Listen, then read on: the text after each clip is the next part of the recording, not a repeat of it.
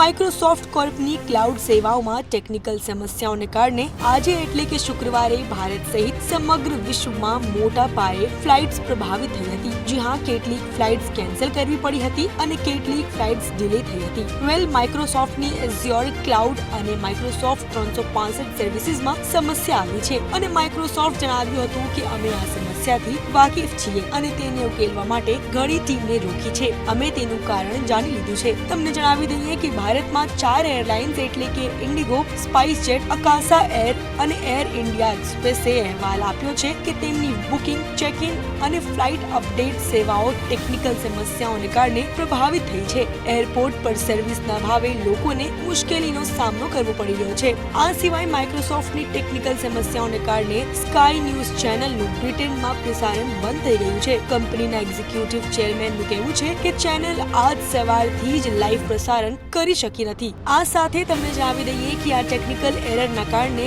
મોટી બેંકો, મીડિયા અને એરલાઇન્સ મોટા આઈટી આઉટેજથી પ્રભાવિત થયું છે, જેમ કે ઓસ્ટ્રેલિયન ટેલિકોમ કંપની ટેલ્સ્ટ્રા ગ્રુપને અસર થયું છે। લંડન સ્ટોક એક્સચેન્જમાં સેવાઓ ખોરવાઈ ગયું છે। સાથે ઇઝરાયેલની કેન્દ્રીય બેંક કહે છે કે વૈશ્વિક આઉટેજ બેંકોને પણ અસર કરી છે।